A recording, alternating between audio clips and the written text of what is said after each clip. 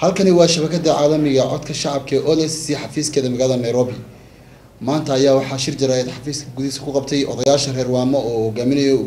ugaaska guud ee reer Waamo iyagoona taageeray shirka Khaatumo ee ka socda degmada taariikhiga ee Taleex. odayaasha ayaa waxa hadaladooda u dhigeen sida tan. بسم الله الرحمن الرحيم. السلام عليكم ورحمة الله وبركاته. أنا أواس محمود أواس حسين بقو. أنا أواس كونفرد أجود. كنا هذا كان هلا يوم أنت كنول مقالة ما حكي نيروبي.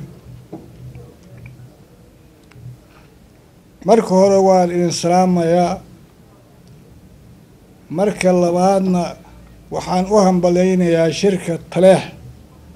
la soo asaasay aqoonyahanka ay ka soo taliyeen luuna raacay oo Taleex laga dhigayaan hambaleynayaa guul baan ka rajaynaynaa hadaa leedmo ilaahina guul ha ka keeno anigu waana idinku kabi maayo wixii aad soo fikirteen dalka anaga isimada waana la eedaynayaa anaga waxaan lahayn ducaa iyo gudoon baan lahayn siyaasadda raggeeda in loo madax banneeyaa fiican waxaan u sheegayaa raggaas aqoonyahanka soo asaasay inay khayr noqoto oo Taleex la iskugu imaado guul baan u rajaynayaa waana u duceynayaa ducaana la garab taaganahay ducaana la garab taaganahay waana salaamayaa annaga reer koonfura dhammaantanadana waa ayadayna haddaana ayado haddaydinan idinka waxba garanayn ahlu dhikri ahlu cilmiga wax warsada war is warsada oo awowyaalkeen xagee ku dhamaadeen ragga hadlaaya oo hadda ama meesha wax ka sheegaya ama qabiil sheegaya ama waxya dadkan meesha fadhiya qabiil ma ahayn dadkan meesha fadhiya waxay ahayn dad islaam ah oo jecel yani taariikh hadda yani la soo dhaafo 100 sano laga joogo inay Soomaali wax noqoto oo islaamka uu wax noqdo oo gaalo aan lala aan muxuu ahaay aan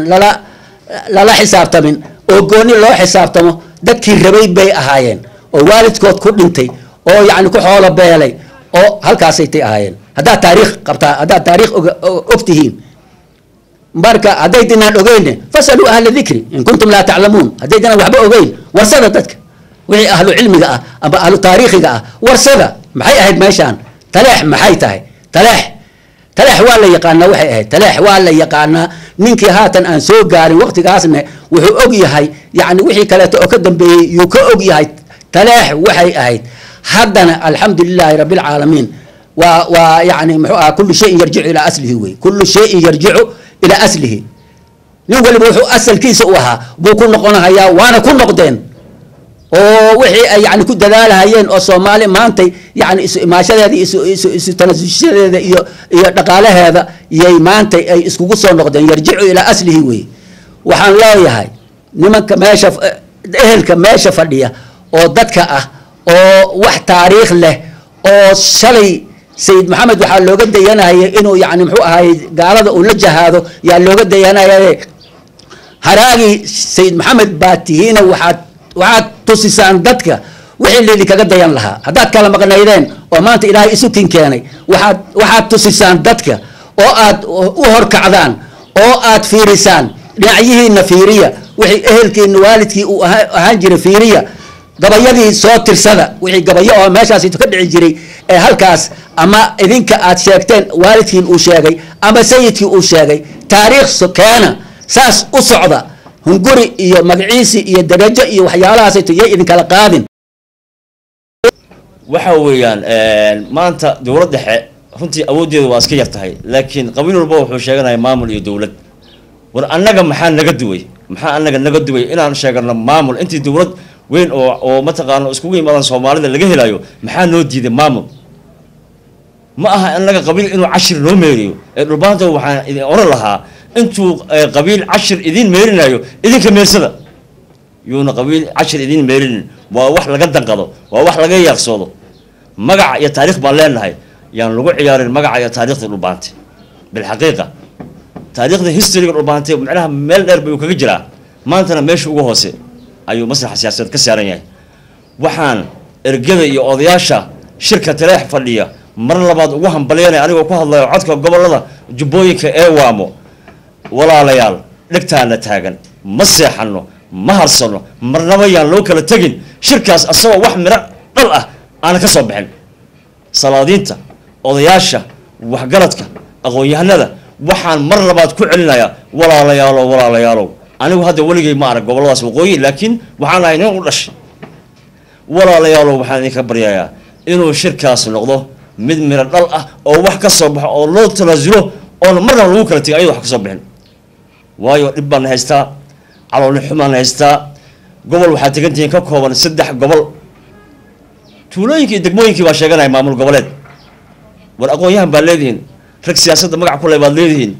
maxaa maanta heerkaa idin gaarsiiyey in loo shaqeeyo qabiil aniga ila mid ah walaalayaal